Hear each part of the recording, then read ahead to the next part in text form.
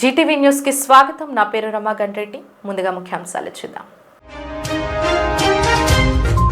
GO number 3 రద్దుకు మూల కారణం వైసీపీనే. గిరిజనుల అభ్యున్నతి కోసం కూటమి ప్రభుత్వం పాటుపడుతుందన్న జీసీసీ చైర్మన్ కిడారి శ్రావణ్.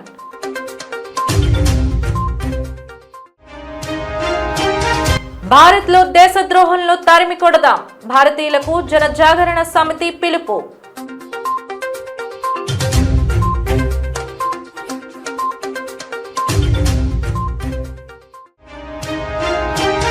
సింహాచలం ఘటనలో మరణాలు ప్రభుత్వ హత్యలే. విలేకరుల సమావేశంలో భీమిలి వైసీపీ ఇన్ఛార్జ్ చిన్న శ్రీను ఆరోపణ.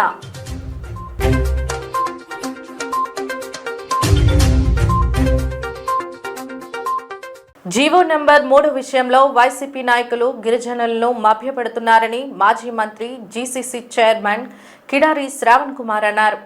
జిల్లా తెలుగుదేశం పార్టీ కార్యాలయంలో జరిగిన విలేకరుల సమావేశంలో ఆయన మాట్లాడారు. 2020లో జగన్ ప్రభుత్వ వైఫల్యం కారణంగా జీవో నెంబర్ 3 రద్దు అయిందన్నారు. జీవో నెంబర్ 3 కోసం మాట్లాడే నైతిక హక్కు వైసీపీ నాయకులకు లేదని పేర్కొన్నారు. గిరిజనులకు లబ్ధి చేకూర్చే జీవో నెంబర్ 3ని రద్దు చేస్తుంటే అప్పుడు గిరిజన వైసీపీ నాయకులు ఏమి చేస్తున్నారని ప్రశ్నించారు. జీవో నెంబర్ 275 జీవో నెంబర్ 3 తీసుకువచ్చి గిరిజన ప్రాంతాల అభివృద్ధికి కృషి చేసింది టీడీపీ ప్రభుత్వమేనని అన్నారు. జీవో నెంబర్ 3పై వైసీపీ ఎమ్మెల్యేలు అసెంబ్లీకి వెళ్లి ఎందుకు మాట్లాడడం లేదన్నారు. ఎమ్మెల్యేలకు చిత్తశుద్ధి ఉంటే పదవులకు రాజీనామా చేసి పోరాటం చేయాలని డిమాండ్ చేశారు. గత 5 సంవత్సరాల్లో స్పెషల్ డిఎస్సి నోటిఫికేషన్ ఎందుకు ఇవ్వలేకపోయారన్నారు. జీవో నెంబర్ 3ని కొట్టివేస్తే కనీసం అప్పుడున్నటువంటి ప్రభుత్వం, అప్పుడు అటార్నీ జనరల్ కానీ లేకపోతే అడ్వకేట్ జనరల్ కానీ ఎవరు కూడా ప్రభుత్వం తరపున సరైన ఎవిడెన్సెస్ ఇవ్వలేకపోవడం వల్ల సుప్రీంకోర్టులో జీవో నెంబర్ 3ని స్క్వాష్ చేసినప్పుడు ఆ రోజు మన ప్రతిపక్షంలో ఉండి ఇప్పుడున్నటువంటి ముఖ్యమంత్రి గారు శ్రీ నారా చంద్రబాబు నాయుడు గారు ఆ రోజు మేము హామీ ఇవ్వడం జరిగింది. జీవో నెంబర్ 3 మేము అమల్లోకి తీసుకొచ్చి గిరిజనులందరినీ కూడా కాపాడేటువంటి కార్యక్రమం చేస్తామని చెప్పడం జరిగింది. మొదటిగా మేము చెప్పదలుచుకుంది ఏంటంటే, ఏదైతే ఆ హామీలు ఉన్నాయో హామీలన్నింటికి కూడా పూర్తి స్థాయిలో ముఖ్యమంత్రి గారు దానికి అమలు చేసే విధంగానే ముందుకు వస్తారని చెప్పి కూడా మేము భావిస్తున్నాం. ఆ విషయం మీద చర్చించడం కూడా జరిగింది. గిరిజనులకి ఏ విధంగా కూడా అన్యాయం చేయకుండా అన్ని విధాలుగా కూడా న్యాయబద్ధంగా వాళ్ళకి ముందుకు తీసుకెళ్లేటువంటి కార్యక్రమం చేస్తామని కూడా ముఖ్యమంత్రి గారు చెప్పడం జరిగింది గతంలో కూడా. అయితే ఈరోజు నేను ఒకటే చెప్పాలనుకుంటున్నాను. ఏదైతే ఈరోజు వైసీపీ నాయకులు ఉన్నారో ఈ వైసీపీ నాయకులంతా కూడా గిరిజన ప్రాంతంలో గిరిజన ప్రజల్ని మభ్యపెట్టేటువంటి కార్యక్రమం చేస్తున్నారు. ఆ రోజు జీవో నెంబర్ 3 మీ సమక్షంలో మీ వల్ల ఆ రోజు జీవో నెంబర్ 3 మనకు పోయిందని సందర్భం కూడా మీకు తెలియజేస్తున్నాను. ఆ రోజు జీవో నెంబర్ 3 చచ్చిపోవడానికి కారణం మీరు కాదా అని చెప్పి కూడా ఈరోజు అడుగుతున్నాను. ఎందుకంటే సుప్రీంకోర్టులో దాన్ని దాన్ని ఛాలెంజ్ చేసినప్పుడు జీవో నెంబర్ 3ని ప్రభుత్వం తరఫున ఎవిడెన్సెస్ ఏవైతే ఉంటాయో లేకపోతే సాలిడ్ ఎవిడెన్సెస్ ఇచ్చి గిరిజన ప్రాంతానికి ఈ జీవో అవసరమని సుప్రీంకోర్టులో చెప్పాల్సిన బాధ్యత ప్రభుత్వంది కాదా అని చెప్పి కూడా ఈ సందర్భంగా అడుగుతున్నాం. అంతేకాకుండా ఆ రోజు ఉన్నటువంటి ఎమ్మెల్యేలు, ఆ రోజు ఉన్నటువంటి మంత్రులు, డిప్యూటీ సీఎంలు, ఆ రోజు ఉన్నటువంటి ప్రభుత్వం, ఆ రోజు ఉన్నటువంటి జిల్లా పరిషత్ చైర్మన్ గారు కానీ లేకపోతే ఎంపీటీసీలు కానీ జెడ్పీటీసీలు కానీ అందరూ కూడా ప్రభుత్వంలో ఉండి జీవో నెంబర్ 3ని తీసేస్తుంటే చోద్యం చూసారా తప్ప ఎక్కడ కూడా ప్రజల వైపున గిరిజన ప్రాంతం వైపున ఆలోచించేటువంటి కార్యక్రమం చేయలేదని చెప్పి కూడా ఈ సందర్భంగా తెలియజేస్తున్నాం. వాళ్ళకి ఈరోజు జీవో నెంబర్ 3 గురించి మాట్లాడేటువంటి నైతిక హక్కు వైసీపీ వాళ్ళకి లేదని చెప్పి కూడా ఈ సందర్భంగా తెలియజేస్తున్నాం. ఎందుకంటే ఏదైతే జీవో నెంబర్ 3 ఈరోజు గిరిజనులకి తీసుకొచ్చినటువంటి జీవో ఏదైతే ఉందో ఆ రోజు ఏదో విధంగా గిరిజన ప్రాంతంలో ఉండేటువంటి నిరుద్యోగ యువకులకి ఏదో విధంగా కాపాడాలి, ఏదో విధంగా ఆదుకోవాలనే ఉద్దేశంతోనే 275 జీవో తీసుకొచ్చింది ఆ రోజు స్వర్గీయ ఎన్టీ రామారావు గారు తెలుగుదేశం ప్రభుత్వం హయాంలో తీసుకొని రావడం జరిగింది.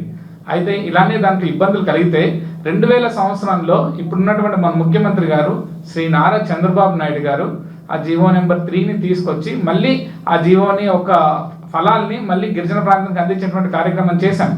అలాంటిది 2020 సంవత్సరంలో ఏదైతే జీవో నెంబర్ 3ని సుప్రీంకోర్టులో ఛాలెంజ్ చేస్తే అప్పుడున్నటువంటి ముఖ్యమంత్రి కానీ మంత్రులు కానీ లేకపోతే ఎమ్మెల్యేలు కానీ చోద్యం చూస్తూ కనీసం జీవో నెంబర్ 3ని కాపాడుకునే ప్రయత్నం చేయలేకపోయారు.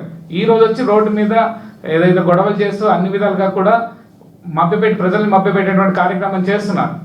నిరంతరం కార్మికుల పక్షాన పోరాడుతూ వారి కష్టసుఖాల్లో పాలుపంచుకుంటూ ముందుకు సాగుతున్న ఏకైక కార్మిక సంఘం ఐఎన్టీయూసీ 78వ వార్షికోత్సవ వేడుకలు జరుపుకోవడం ఆనందంగా ఉందని విశాఖ ఐఎన్టీయూసీ నాయకులు మంత్రి రాజశేఖర్ నాగభూషణ్లు అన్నారు.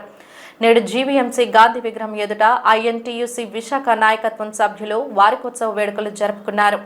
ముందుగా మహాత్ముని విగ్రహానికి పూలమాలలు వేసి నివాళులు అర్పించారు. అనంతరం ఒకరికొకరు మిఠాయిలు తినిపించుకున్నారు. ఈ సందర్భంగా వారు మాట్లాడుతూ ఎన్నో పోరాటాలు ఉద్యమాలు చేసి కార్మిక కర్షకులకు అండగా నిలుస్తున్న జాతీయ సంఘం ఐఎన్టీయూసీ అని అన్నారు. తమ నాయకులు సంజీవరెడ్డి అధ్యక్షతన సంఘం దినదినాభివృద్ధి చెందుతుందని తెలిపారు. స్వాతంత్ర్యం వచ్చిన నాడు స్థాపించబడ్డ ఐఎన్టీయూసీ నేటి వరకు కార్మిక రక్షణ కోసమే పనిచేస్తుందని అభిప్రాయం వ్యక్తం చేశారు. ప్రస్తుత కేంద్ర ప్రభుత్వం అవలంబిస్తున్న కార్మిక వ్యతిరేక విధానాలను తిప్పికొడుతూ దేశవ్యాప్త ఉద్యమాలు నిర్వహిస్తున్నామని గుర్తు చేశారు. సంజయ్ రెడ్డి గారి నాయకత్వంలో మేము పనిచేస్తున్నందుకు మాకు అందరం కూడా గర్వపడుతున్నాం. అదేవిధంగా జిల్లాలో కూడా మంత్రి రాజశేఖర్ గారి నాయకత్వంలో మేమందరం కూడా పనిచేస్తూ అన్ని కర్మాగారాలలో కూడా ఐఎన్టీసీ జెండా ఎగరేయడానికి వారి నాయకత్వంలో మేమందరం కూడా కృషి చేస్తున్నాం. మరి ఐఎన్టీసీ అనేది ఒక ఇండిపెండెంట్ ఆర్గనైజేషను, మిగతా సంస్థలాగా దానికి ఎఫిలియేటెడ్ కాదు. ఐఎన్టీసీ అనేది ఒక ఇండిపెండెంట్ ఆర్గనైజేషను. దీంట్లో ఏ పార్టీ వాళ్ళు కూడా అందరు కూడా ఉండి కార్మికులకి క్షేమం కోరుతూ చేయవలసింది. కర్మాగారం సురక్షితంగా ఉండాలి.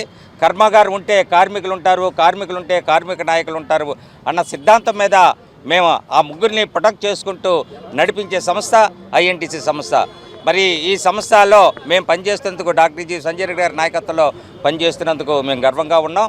మరి ఈ కాలంలో ఇప్పుడు అధికారంలో ఉన్న బీజేపీ ప్రభుత్వం ఏదైతే కార్మిక చట్టాలని గతంలో బ్రిటిష్ కాలం నుంచి కానీ కాంగ్రెస్ ప్రభుత్వం నుంచి కానీ తెచ్చుకున్న కార్మిక చట్టాలన్నీ కూడా తుంగలో తోసి కార్పొరేట్ సంస్థలకు అనుకూలంగా 4 కార్మికుల కోడ్లను తీసుకొచ్చి కార్మికులకు అన్యాయం చేయాలని తలపడుతుంది.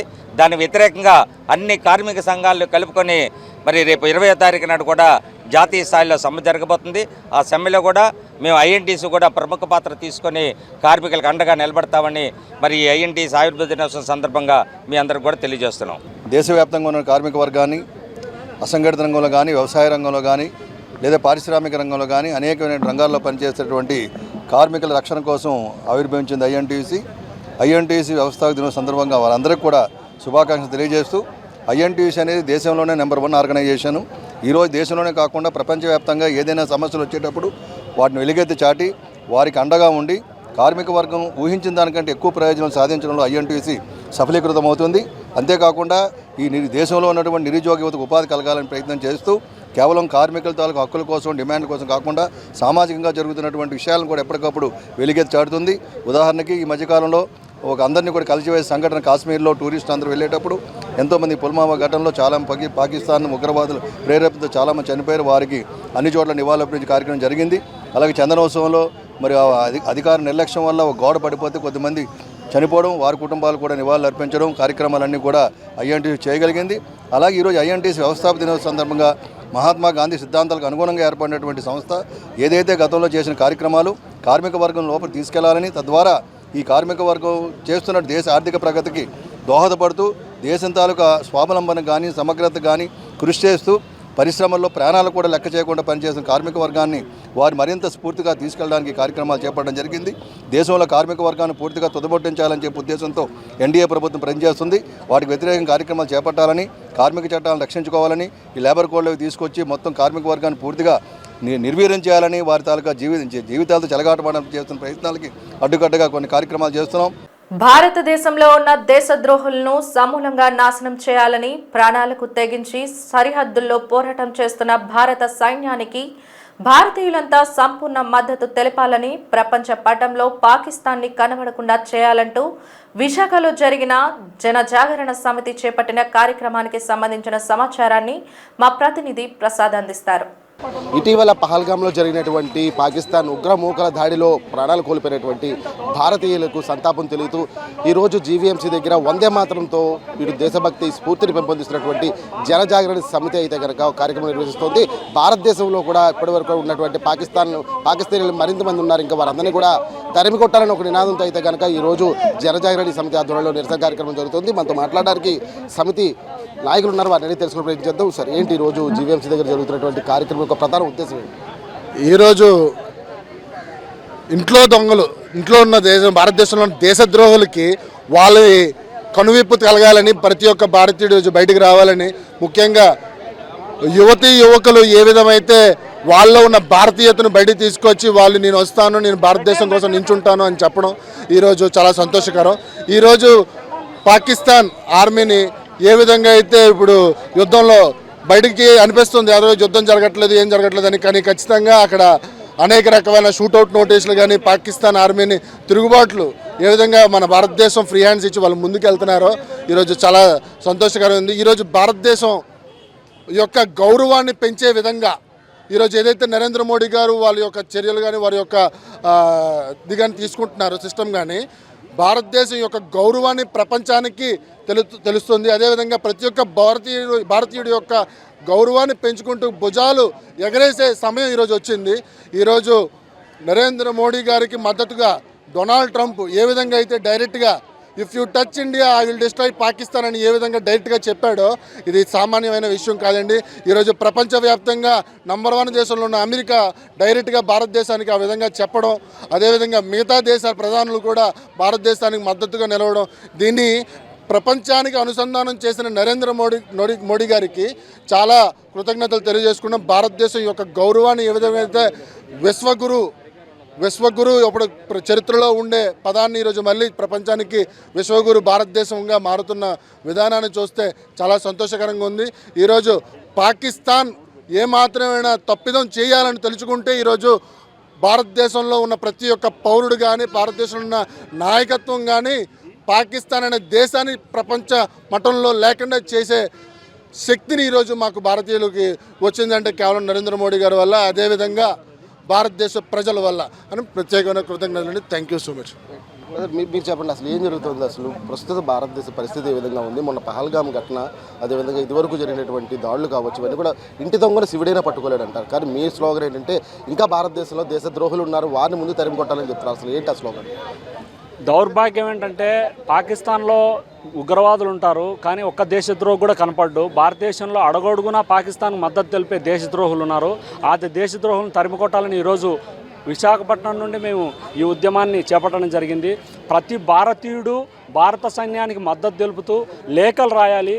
మేము భారత సైన్యానికి సంపూర్ణ మద్దతు తెలుపుతున్నాము. పాకిస్తాన్ను ప్రపంచపటం నుండి తొలగించే విధంగా యుద్ధంలో గెలవాలని భారత సైన్యానికి మద్దతు తెలుపుతూ లెటర్ రాయాలి. అదేవిధంగా ఇక్కడ కులాలకు అతీతంగా, రాజకీయ పార్టీలకు అతీతంగా ప్రతి ఒక్కరు కూడా దేశభక్తితోటి మెలిగి పాకిస్తాన్ను ప్రపంచపటంలో తొలగించేంత వరకు ప్రోత్సాహాన్ని ఇవ్వాలి. భారత ప్రభుత్వానికి పూర్తిగా స్వేచ్ఛనివ్వాలి. ఎవరు కూడా రాజకీయ ప్రకటనలు చేయకూడదు, అదేవిధంగా మతాలకు అతీతంగా ఎవరు ప్రకటనలు చేయకూడదు అని మేము జనజాగరణ సమితి ఈరోజు ఉద్యమాన్ని ప్రారంభించడం జరిగింది. తప్పకుండా మన ప్రియతమ ప్రధానమంత్రి నరేంద్ర మోడీ గారు భారత సైన్యానికి పూర్తి స్వేచ్ఛనివ్వడం మనందరికీ గర్వకారణం. తప్పకుండా మన భారత సైన్యం పాకిస్తాన్పై యుద్ధంలో గెలుస్తుందని మాకు గట్టి నమ్మకం ఉంది. మరికొంతమంది నాయకులు ఉన్నారు, మాట్లాడే ప్రయత్నం చేద్దాం. సార్, ప్రస్తుత భారతదేశ స్థితిగతులు ఏ విధంగా ఉన్నాయని మీరు భావిస్తున్నారు? ఇంతమంది విద్యార్థులను సమూహరించి వారిలో కూడా దేశభక్తిని మరొకసారి పెంపొందించే ప్రయత్నం చేశారు, దీని గురించి? ఇది చాలా అవసరం అండి. ఎందుకంటే గత 78 ఏళ్ళుగా మనకు స్వతంత్రం వచ్చి 78 ఏళ్ళు అయితే ఈ 78 ఏళ్లలో ప్రతి 10 ఏళ్లకో 15 ఏళ్లకో 20 ఏళ్లకో ప్రతిసారి కూడా పాకిస్తాన్ అనే దేశం భారతదేశం నుంచి విడిపోయి ఒక దేశంగా ఏర్పడినప్పటి నుంచి కూడా ఇవాళ దాకా కూడా మనల్ని నిద్రపోనివ్వట్ల. ఏదో మూల ఏదో చోట ఉగ్రవాద చర్యలు చేపడుతూనే ఉంది. ఎన్నిసార్లు మనం ఓపికగా శాంతంగా తట్టుకుని భరించి సహించి ఇంతవరకు ఉన్నాం. దీన్ని అలుసుగా తీసుకుని ఈవేళ పహల్గామ్లో 28 మంది భారతీయుల్ని నిర్దాక్షిణ్యంగా ఉగ్రవాదులు కాల్చిపాడేస్తే మరి ఇప్పుడు కూడా మనం ఎప్పట్లాగానే సహనం ఓర్పు అంటే ఎలా కుదురుతుంది? ఖచ్చితంగా పాకిస్తాన్కి వ్యతిరేకంగా ఒక పెద్ద చర్య తీసుకోవాలి. అది ఎంతటి చర్య అంటే అసలు పాకిస్తాన్ దేశమే ప్రపంచ పటంలో ఉండకూడదు. భారతదేశం పక్కన ఇంకో మిత్రదేశమే ఉండాలి, శత్రుదేశం ఉండాల్సిన అవసరం లేదు. 78 ఏళ్ళు భరించాం సహించాం, ఇంకా చాలు. ఇంకా ఈ ఉద్దేశాన్ని ప్రజలందరిలో కూడా ఉంది, మా ఒక్కరిలో కాదు. ఇప్పుడు పిల్లలందరినీ మేము కేవలం తీసుకురావడం వరకు మేము చేసాం. కానీ వాళ్ళ వాయిస్ అందరూ కూడా వాళ్ళ ఇన్నర్లో వాళ్ళ లోపల నుంచి ఉన్నది. వాళ్ళకి ఆ కోపం ఆ బాధ వాళ్ళందరికీ మనసుల్లో ఉన్నది. ఎన్నో సంవత్సరాలు వాళ్ళు చూస్తున్నారు. అస్తమాను అటాక్స్ జరగడం, అమాయకులైన ప్రజలు చనిపోవడం వాళ్ళు చూస్తున్నారు. అందుకని ఈవేళ వాళ్ళంతటి వాళ్ళు మాట్లాడారు వితౌట్ ప్రాంప్టింగ్. వాళ్ళ మనసుల్లో ఉన్న ఉద్రేకాన్ని, కోపాన్ని అందరి ముందు వెళ్ళగక్కారు. నిజంగా ఇది సంతోషం. ఇలాగే దేశమంతా కూడా ప్రజలందరూ కూడా వాళ్ళ మధ్య ఉండే విభేదాలని మరిచి రోడ్డు మీదకి రావాల్సిన అవసరం ఉంది. దేశం కోసం మాత్రమే మన మొదటి ప్రాధాన్యత. దేశానికి వ్యతిరేకంగా ఎవరు మాట్లాడినా సరే దాన్ని మనం సీరియస్గా తీసుకోవాలి. వాళ్ళని వెంటనే రోడ్డు మీద నిలబెట్టాలి. ఈ చర్య అందరం చేయాల్సిందే. చూసాం కదా, ఏదైతే కాశ్మీర్ పహల్గామ్లో జరిగినటువంటి ఈ మారణకాండను ఖండిస్తూ ఈరోజు యావత్ భారతదేశం అంతా కూడా ముందుకు రావాలని చెప్పి ఈరోజు జనజాగరణ సమితి పిలుపునిస్తోంది. అదేవిధంగా విద్యార్థులే కాదు, యావత్ భారత ప్రజలందరూ కూడా ఏకదాటి మీదకి రావాలి. ముందుగా ప్రాధాన్యత భారతదేశంపై ఇవ్వాలి. భారతదేశ రక్షణ కోసం ప్రతి ఒక్కరు కూడా ముందడుగు వేయాలని చెప్పి ఈరోజు జనజాగరణకి సమితి అయితే కనుక పిలుపునిస్తోంది. అంతేకాకుండా ఇటు ప్రధాని తీసుకుంటున్నటువంటి ప్రతి నిర్ణయం కూడా ఇటు యావత్ భారతదేశం అంతా కూడా మెచ్చుకునే విధంగా ఉంటుంది. ఇటు భారతదేశం చుట్టుపక్కలంతా కూడా మిత్ర దేశాలు ఉండాలి తప్ప శత్రు దేశాలు ఉండకూడదన్న నినాదం. అదేవిధంగా ఎక్కడా కూడా ప్రస్తుతం ప్రపంచ పటంలో పాకిస్తాన్ దేశాన్ని తీసివేయాలన్నటువంటి ఒక ప్రగాఢమైనటువంటి నినాదంతో ఈరోజు నిరసన కార్యక్రమాలు జరుగుతున్నాయి. ఏదైనప్పుడు కూడా ఇటువంటి కార్యక్రమాలు జరగాలి. ప్రతి ఒక్క భారతీయుడు కూడా తమ దేశభక్తిని చాటుకునే విధంగా భవిష్యత్ కార్యాచరణ సిద్ధం చేసుకునే విధంగా అడుగులు ముందుకు వేయాలని చెప్పి జీటీవీ కూడా కోరుతున్నాం. కెమెరామెన్ సూర్యబాబుతో ప్రసాద్, జీటీవీ న్యూస్, విశాఖపట్నం నుంచి. ప్రపంచ కార్మిక దినోత్సవం సందర్భంగా ఈరోజు డిఫెన్స్ కోఆర్డినేషన్ కమిటీ ఆధ్వర్యంలో కాంచరపాలెం బిఎన్ఆర్ ట్రస్ట్ భవన్లో రక్తదాన శిబిరం నిర్వహించబడింది. శిబిరానికి ముఖ్య అతిథిగా ఎంఓవి అడ్మిన్ ఆఫీసర్ డిఎస్ మూర్తి హాజరయ్యారు. Defence coordination committee convener Reddy Venkatrao అధ్యక్షతన జరిగిన సభలో ఆయన మాట్లాడుతూ మేడే వారోత్సవాల సందర్భంగా డిఫెన్స్ కోఆర్డినేషన్ కమిటీ రక్తదాన శిబిరాన్ని ఏర్పాటు చేయడం అభినందించదగ్గ విషయమన్నారు. రక్తదానం చేయడం వల్ల మరొకరికి ప్రాణదానం చేసినట్టు అవుతుందని తెలిపారు. రెడ్డి వెంకట్రావు మాట్లాడుతూ ప్రతి సంవత్సరం డిఫెన్స్ కోఆర్డినేషన్ కమిటీ ఆధ్వర్యంలో 3 సార్లు రక్తదాన శిబిరాలు నిర్వహిస్తున్నామని తెలిపారు. సిఐటియు జిల్లా ప్రధాన కార్యదర్శి ఆర్కేఎస్వి కుమార్ మాట్లాడుతూ సిఐటియుగా కార్మికులు, ఉద్యోగులు ఎదుర్కొంటున్న సమస్యలపై నిరంతరం పనిచేస్తూనే సేవా కార్యక్రమాలు కూడా సిఐటియు నిర్వహిస్తుందన్నారు. మేడే సందర్భంగా విశాఖలో 450 ప్రాంతాల్లో పతాకావిష్కరణలు జరిగాయని, అనేక చోట్ల సహపంక్తి భోజనాలు నిర్వహించామని తెలిపారు. బ్లడ్ ఫర్ మెన్స్ పేరుతో ప్రతి సంవత్సరం స్టీల్ ప్లాంట్లో వందలాది మందితో రక్తదాన శిబిరం నిర్వహిస్తున్నామన్నారు. మోటివేట్ చేసి సిఐటిలో ఉన్న సభ్యులందరి చేత కూడా ప్రతి సంవత్సరం మేడేను పురస్కరించుకుని రక్తదానం ఇవ్వడం కోసం ప్రయత్నం చేస్తూ ఉన్నాం. ఆ రకంగా ఈరోజు డిఫెన్స్ కోఆర్డినేషన్ కమిటీ ఆధ్వర్యంలో బ్లడ్ డొనేట్ చేసినటువంటి వాళ్ళందరికీ కూడా పేరు పేరున సిఐటియు విశాఖ జిల్లా కమిటీ తరపున అభినందనలు తెలియజేస్తూ ఉన్నాం. అమ్మా బ్లడ్ బ్యాంక్ వారు ఈరోజు ఈ క్యాంపు నిర్వహించారు. వాళ్ళు కూడా చక్కటిగా వాతావరణం ఏర్పాటు చేసి వాళ్ళు కూడా మంచి సహకారం అది అందించారు. వారికి కూడా సిఐటియు జిల్లా కమిటీ తరపున అభినందనలు తెలియజేస్తూ ఉన్నాం.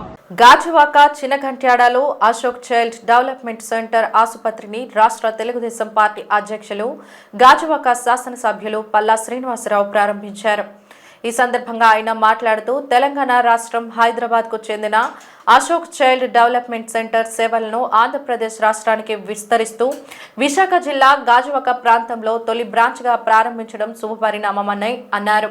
బాలల అభివృద్ధి, భాష, భౌతిక, మానసిక, సామాజిక నైపుణ్యాలను మెరుగుపరచడంలో సహాయపడే అత్యాధునిక సేవలు అందుబాటులోకి తేనుందని తెలిపారు. అనంతరం సంస్థ వ్యవస్థాపక డైరెక్టర్లు రాహుల్ గల్వే, కిరణ్ కుమార్ గల్వేలు మాట్లాడుతూ ఆంధ్రప్రదేశ్ రాష్ట్రంలో ఎప్పటి నుండో తమ కేంద్రాలు ప్రారంభించాలని అనుకుంటున్నామని, ఆ క్రమంలోనే శరవేగంగా అభివృద్ధి చెందుతున్న విశాఖ నగరంలో తమ మొదటి శాఖను నేడు ప్రారంభించామని అన్నారు. తమ కేంద్రంలో చిన్నపిల్లలకు స్పీచ్ థెరపీ, మాన్యువల్ థెరపీ వంటి శిక్షణ ద్వారా పిల్లల బంగారు భవిష్యత్తును తీర్చిదిద్దడానికి అనుభవజ్ఞులైన నిపుణులను నియమించడం జరిగిందని, తల్లిదండ్రులు, ఉపాధ్యాయులు, బాలల శ్రేయోభిలాషులు తమ తోడ్పాటుకు సహాయ సహకారాలు అందించి తమ ప్రయత్నాన్ని విజయవంతం చేయాలని కోరారు. ఇందులో ముఖ్యంగా పిల్లలకి కొంచెం ఏదో డిసేబిలిటీ ఉందో, కొంచెం మెంటల్గా కావచ్చు, ఫిజికల్గా కావచ్చు, అదే స్పీచ్ కావచ్చు, ఈ థెరపీలన్నీ కూడా చేయడానికి వీళ్ళకి బాగా అనుభవం ఉంది. హైదరాబాద్లో ఆల్రెడీ చేసి ఇక్కడికి వచ్చారు. ఇక్కడ మరి ఈ సెంటర్ స్టార్ట్ చేశారు. వారికి ఈ సందర్భంగా నేను శుభాకాంక్షలు తెలియజేస్తాను. అలాగే మీ ద్వారా నేను గాజువాక ప్రధానికాన్ని కూడా తెలియజేస్తాను. ఈ సెంటర్ ద్వారా ఈ ఇచ్చేటువంటి సర్వీసెస్ ఏవైతే ఉన్నాయో, పిల్లలకి ఏమైనా డిఫార్మిటీస్ ఉన్నా, డిజబిలిటీస్ ఉన్నా, ఇక్కడికి వచ్చి ఆ ట్రీట్మెంట్ చేసుకోవచ్చు అని చెప్పేసి ఈ సందర్భంగా తెలియజేస్తున్నాను. అశోక చైల్డ్ డెవలప్మెంట్ సెంటర్ వైజాగ్లో స్టార్ట్ చేయడం ఎంతో సంతోషంగా ఉందండి. ఎందుకంటే హైదరాబాద్లో మేము ఆల్మోస్ట్ ఒక 6 to 7 బ్రాంచెస్తోని ఆల్మోస్ట్ 16 years ఎక్స్పీరియన్స్తోని పిల్లల్లో ఏదైతే శారీరక మానసిక లోపంతో పుడతారో లేదంటే తర్వాత కూడా కొన్ని కండిషన్స్ రావడం జరుగుతుంది వాళ్ళకి. అలాంటి పిల్లలకి మనం అండర్ వన్ రూఫ్లో అశోక చైల్డ్ డెవలప్మెంట్ సెంటర్ కింద చాలా విభిన్న రకాల థెరపీస్ ఇవ్వడం జరుగుతుందండి. సో మా మెయిన్ ఇంటెన్షన్ ఏంటంటే పిల్లల్లో ఏదైతే ప్రాబ్లమ్స్ ఉంటాయో వాళ్ళల్లో పుట్టిన వెంటనే ఎర్లీగా ఐడెంటిఫై చేసి ఎర్లీ ఇంటర్వెన్షన్ అంటాం అన్నమాట. అండర్ వన్ రూఫ్లో ఇవ్వడం మా ప్రత్యేకత అండి. సో ఎప్పుడైతే మనం అండర్ వన్ రూఫ్లో పిల్లలకి సర్వీసెస్ అనేది విభిన్న రకాల సర్వీసెస్ ఇస్తామో వాళ్ళకి వాళ్ళ టైం కూడా చాలా సేవ్ అయినట్టు ఉంటుంది. ఎట్ ది సేమ్ టైం పేరెంట్స్కి కూడా ఫైనాన్షియల్ బర్డన్ చాలా తగ్గే అవకాశం ఉంటుంది. సో దానివల్ల పిల్లల్లో చాలా తొందరగా ఇంప్రూవ్మెంట్స్ వచ్చి వాళ్ళు సమాజంలో మంచి నార్మల్గా బిహేవ్ చేసే విధంగా నార్మల్గా ఎదిగే విధంగా అవకాశం ఉంటుందండి. సో ఇలాంటి ప్రాబ్లమ్స్ ఉన్న పిల్లలకు కానీ మీకు మన అశోక చైల్డ్ డెవలప్మెంట్ సెంటర్ కింద మీరు ఈ సర్వీసెస్ మీరు తీసుకోవచ్చండి. ఎంతోమంది పేరెంట్స్ రిక్వెస్ట్ చేయడం వల్ల మాకు హైదరాబాద్లో ఏదైతే మనం సర్వీసెస్ పేరెంట్స్ అన్ని రాష్ట్రాల నుంచి తెలుగు రాష్ట్రాలే కాకుండా మన ఆల్ ఓవర్ ఇండియా నుంచి మన దగ్గరికి పిల్లలు రావడం జరుగుతుంది. అండ్ మా ఫస్ట్ బ్రాంచ్ వైజాగ్లో స్టార్ట్ చేయడానికి మెయిన్ ఇంటెన్షన్ వైజాగ్ నుంచి మా దగ్గరికి చాలామంది పేరెంట్స్ రావడం జరిగింది. అండ్ చాలామంది పేరెంట్స్ మాకు రిక్వెస్ట్ చేయడం వల్ల మేము ఈ బ్రాంచ్ అనేది ఇక్కడ మొదలు పెట్టడం జరిగింది. సో ఎవరైనా ఇలాంటి సమస్యలతో బాధపడుతున్నారు అనుకుంటే వాళ్ళ పిల్లలు వాళ్ళ పేరెంట్స్ ఏదైతే అవకాశాన్ని సద్వినియోగం చేసుకోవచ్చండి.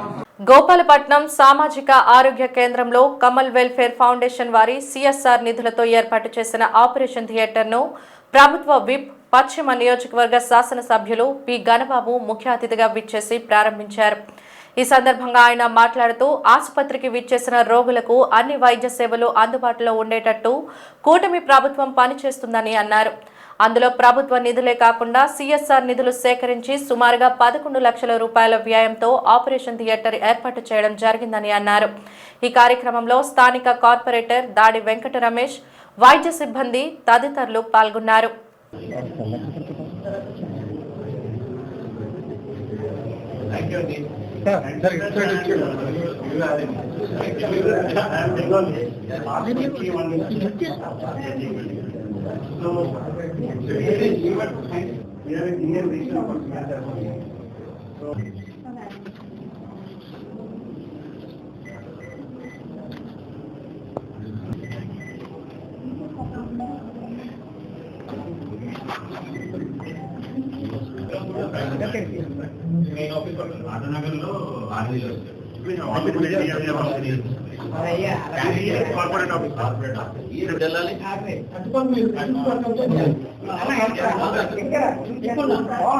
కార్పొరేట్ హాస్పిటల్స్లో ఏ రకంగానైతే ఈరోజు ఒక కాన్ఫిడెన్స్ క్రియేట్ కాబడినాయో అదే కార్పొరేట్లకు గవర్నమెంట్ హాస్పిటల్స్లో కూడా ఆ అంబియన్స్ కానీ లేకపోతే వచ్చేటువంటి రోగులకు కూడా ఆ సాటిస్ఫాక్షన్ లెవెల్స్ పెరిగితేనే కానీ పేషెంట్స్ ఇక్కడ రారు.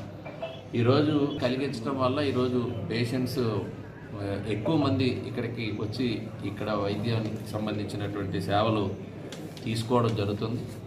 డెఫినెట్గా వారందరికీ కూడా ఇంకా మెరుగైన సేవలు ఇంకా ఏదైతే అవసరం ఉన్నాయో ఒక్కొక్కటిగా ఒకేసారి అన్నీ చేయలేకపోయినా ఒక్కొక్కటిగా మనం వేరే ప్రాంతానికి వెళ్ళే అవకాశం లేకుండా ఇక్కడ చిన్న చిన్న ఎమర్జెన్సీస్ కూడా నైట్ టైం ఇవన్నీ తీసుకుంటున్నారు. చాలా వైద్యానికి సంబంధించిన సర్జరీస్ కూడా ఇక్కడ టేకప్ చేయడం జరుగుతుంది. ముందు ఓన్లీ సిజేరియన్ ఉండేది, ఈరోజు సిజేరియన్తో పాటు చాలా సర్వీసెస్ ఇక్కడ చేయటం జరుగుతుంది. లేటెస్ట్ టెక్నాలజీస్ ఏ వస్తే వాటన్నిటిని కూడా మన హాస్పిటల్కి తీసుకురావాలనేటువంటి ఆలోచన ఉంది. చేతిలో అధికారం ఉంది కదా అని దౌర్జన్యాలకు తెగబడుతున్న కూటమి పాలకుల వైఖరిని ప్రజలు గమనిస్తున్నారని, మైనింగ్ వ్యవహారాలకు సంబంధించి లెక్కలేని దుర్మార్గాలకు పాల్పడుతున్న ప్రభుత్వ తీరుని సాక్ష్యాధారాలతో నిరూపిస్తానని వెంకటగిరి వైసీపీ ఇన్ఛార్జ్ నెడుమల్లి రామ్ కుమార్ రెడ్డి విలేకరుల సమావేశంలో అన్నారు. ఫెనికోట్స్ సంస్థ ఎగుమతుల వివరాలను ఆయన తెలియజేశారు. అఫీషియల్ మైన్స్ ఉన్న ప్రతి ఒక్కరిని బెదిరించి 50% వాటా మాకు కావాలి. ఎలా తీసుకుంటారు 50% వాటా? మీరు ఎక్స్పోర్ట్ చేయడానికి లేదు, మీరు మాకు ఇవ్వాలి, మేము ఎక్స్పోర్ట్ చేస్తాం, మీకు 50% తిరిగిస్తాం, 50% నేను పెట్టుకుంటా. ఎక్స్పోర్ట్ చేసినప్పుడు తిరిగి వారికి చెందిన 50% వస్తుందో, విదేశాల నుంచి మనీ లాండరింగ్ కింద ఇంకెక్కడికన్నా పోద్దో, ఇవన్నీ బయటకు వస్తాయి. ఈరోజు చాలా తెలివైన వాళ్ళం, మమ్మల్ని ఎవరు పట్టుకోలేరు, ఇల్లీగల్ మైనింగ్ చేస్తాం. ఇల్లీగల్ మైనింగ్ అంటే ఏంటి? అఫీషియల్ మైన్స్ దౌర్జన్యంగా తీసుకున్నారు. ప్రభుత్వ భూమి అయినా, ఫారెస్ట్ భూమి అయినా, ఖాళీగా ఉన్న భూమి అయినా, మూసేసిన మైన్లైనా మా ఇష్టారాజ్యంగా బ్లాస్ట్ చేస్తాం, లోడ్ చేస్తాం, ఎక్స్పోర్ట్ చేస్తాం. ఈ అఫీషియల్ మైన్ పేర్ల మీద ఫినికాట్స్ ప్రైవేట్ లిమిటెడ్. పాత రోజులలా కాదు, బటన్ నొక్కితే అంతా వచ్చేస్తుంది ఇన్ఫర్మేషన్. డేట్ ఆఫ్ ఇన్కార్పొరేషన్ అంటే ఈ కంపెనీ స్టార్ట్ చేసిన డేట్ 20వ తేదీ జనవరి 2025. మొన్న జనవరిలో స్టార్ట్ అయింది. డైరెక్టర్లు 4: ముళ్లపూడి ప్రభాకర్ రావు, రవీంద్రబాబు మేక, వీర్రాజు మావూరి, విజయ్ కుమార్ రెడ్డి మన్నెమాల మేనేజింగ్ డైరెక్టర్. రేపు గవర్నమెంట్ మారినప్పుడు వీళ్లే వచ్చి కంప్లైంట్ చేయరా? ఒక్క కంపెనీ ఎలా ఎక్స్పోర్ట్ చేస్తుంది? ఆ ఎక్స్పోర్ట్ డీటెయిల్స్ కూడా ఇస్తా. రాష్ట్ర సంపదని దోచేస్తున్నారు. ఎవరు దోస్తున్నారు? రాష్ట్రానికి చెందిన సంపద ఇది. మరి అడ్డుకోవాల్సిన బాధ్యత అందరి మీద ఉంది, మరీ ముఖ్యంగా కూటమి ప్రభుత్వం మీద. నా డిప్యూటీ సీఎం గారు ప్రశ్నిస్తాను అంటా ఉంటారు. మనం కూడా గర్వంగా చెప్పుకుంటాం, మన నెల్లూరు ముద్దుబిడ్డ అని. ప్రజల ధనం, ప్రజల ఖనిజ, ప్రజల సొమ్ము, ఆస్తి దోచుకోబడుతుంది. పవన్ కళ్యాణ్ గారు ప్రశ్నించండి, దీని మీద యాక్షన్ తీసుకోండి. దానిలో భాగంగా ఫారెస్ట్ లో కూడా ఖనిజ సంపదను దోచేస్తున్నారు. ఫారెస్ట్ మినిస్టర్ గా ఉన్నారు మీరు. అన్నిటికన్నా ముఖ్యంగా కూటమిలో ఒక ముఖ్యమైన పాత్ర పోషిస్తున్నారు. ఈ అరాచకాన్ని, ఈ అన్యాయాన్ని, ఈ దోపిడీని ఆపండి, ప్రశ్నించండి. హైదరాబాద్ హైటెక్ సిటీ కన్నా అత్యంత గొప్ప సంస్థ అమరావతికి తరలి రానుందని, అది కూడా కేవలం 7 నెలల వ్యవధిలో రాజధానిలో సంస్థ సేవలు ప్రారంభించనుందని AP biodiversity chairman Neelayapalem Vijay Kumar తెలిపారు. అమరావతిలో ఏర్పాటు చేసిన విలేకరుల సమావేశంలో ఆయన క్వాంటమ్ వ్యాలీకి సంబంధించిన వివరాలను వెల్లడించారు. హైటెక్ సిటీ మనందరికీ తెలుసు. హైదరాబాద్లో చాలా ప్రతిష్టాత్మకంగా చంద్రబాబు నాయుడు గారి ఆధ్వర్యంలో జరిగిన హైటెక్ సిటీ అమరావతికి రాబోతోంది. హైటెక్ సిటీ అమరావతికి రాబోతోంది. హైటెక్ సిటీ ఎంత ఇదిగా హైదరాబాద్ మొత్తాన్ని ఐటీగా మార్చివేసిందో అలాంటి హైటెక్ సిటీ అమరావతికి రాబోతుంది. కేవలం 7 నెలల్లో మాత్రమే. ఏంటి ఆశ్చర్యం అనుకుంటున్నారా? హైటెక్ సిటీ పేరు మారుతోంది. పేరు క్వాంటమ్ కంప్యూటింగ్,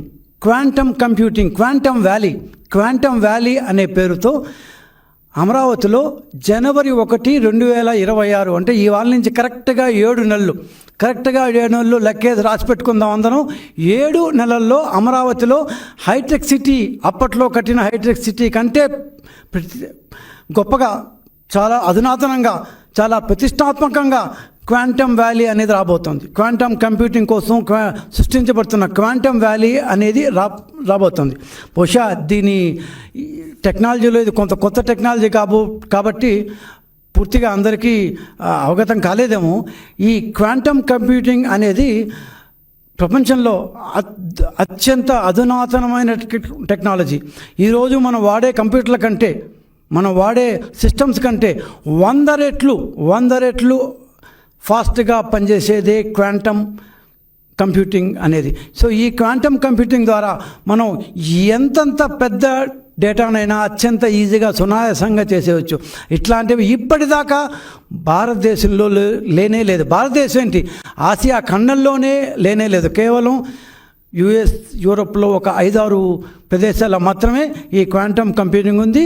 ఓ రకంగా కేవలం నాసా, గూగుల్ లాంటి వాటికే పరిమితమైన ఈ క్వాంటమ్ కంప్యూటింగ్ వితిన్ 7 months 7 నెలల్లోనే ఆంధ్రప్రదేశ్ అమరావతిలో జనవరి 1 చంద్రబాబు నాయుడు ఎంత ధైర్యంతో తేదీ కూడా చెప్పేశాడు. జనవరి 1, 2026 అంటే జనవరి 1వ తేదీ అందరం కొత్త సంవత్సరం జరుపుకోబోతున్న శుభ సమయాన రాబోయే జనవరి 1వ తేదీన క్వాంటమ్ వ్యాలీ అనేది ఓపెన్ అవుతుంది. విజయనగరం జిల్లా రాజాంలో గాలివాన బీభత్సం సృష్టించింది. ఈదురుగాలులతో కురిసిన వర్షం రైతులకు అపార నష్టాన్ని మిగిల్చింది. వర్షానికి తోడుగా పెనుగాలులు వీయడంతో భారీ స్థాయిలో మామిడికాయలు నేలరాలాయి. చేతికందే దశలో ఉన్న మామిడి పంట నేలకు రాలిపోవడంతో రైతులు ఆందోళన చెందుతున్నారు. ఏడాదంతా ఎంతో కష్టపడి కంటికి రెప్పలా పంటను కాపాడుకుంటే చివరికి గాలివాన బీభత్సానికి మామిడికాయలన్నీ రాలిపోవడంతో లక్షల రూపాయల నష్టం వాటిల్లిందని రైతులు వాపోయారు. వాస్తవానికి ఈ ఏడాది మామిడి దిగుబడులు అంతంత మాత్రంగానే ఉన్నాయి. కొద్దో గొప్ప దిగుబడులు చేతికొచ్చే సమయానికి ప్రకృతి ప్రకోపానికి మామిడికాయల దెబ్బలు తినడంతో రైతులు ఆవేదన వ్యక్తం చేస్తున్నారు. ప్రభుత్వం తమను ఆదుకోవాలని కోరుతున్నారు.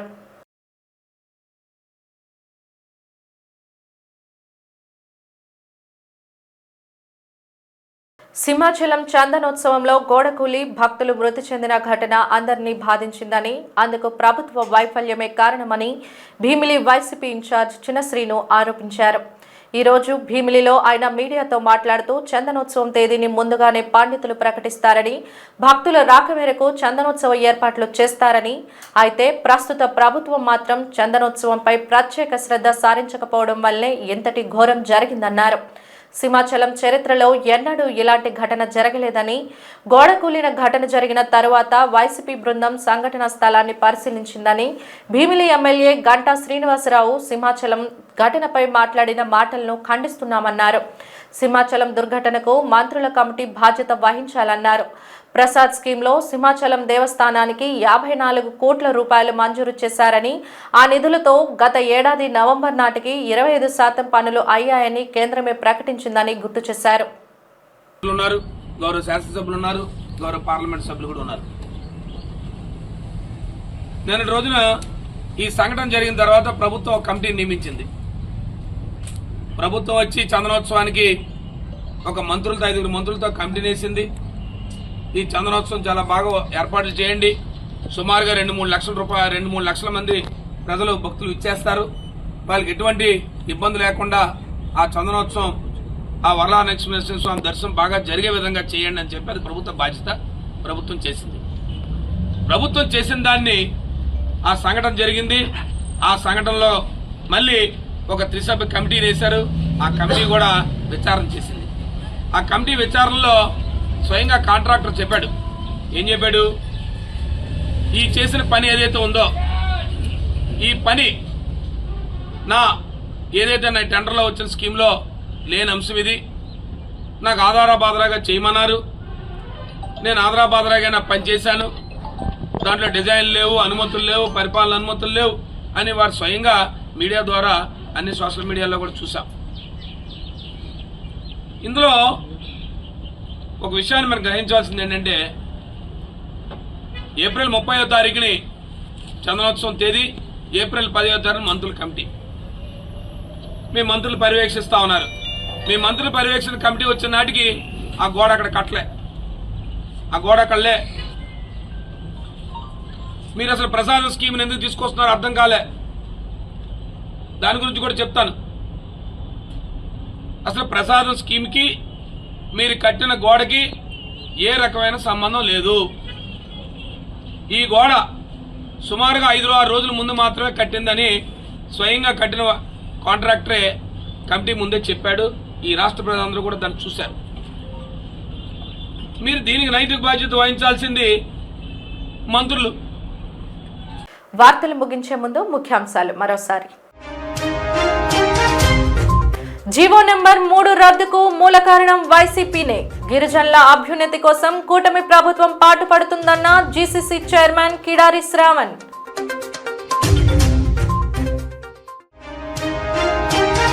భారత్లో దేశద్రోహులను తరిమి కొడదాం, భారతీయులకు జన జాగరణ సమితి పిలుపు.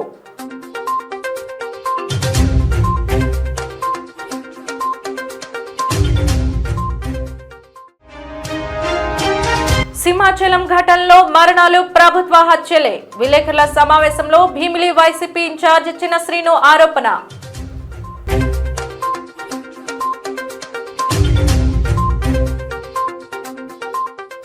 జీటీవీ న్యూస్ ఇంతటితో సమాప్తం. నమస్కారం.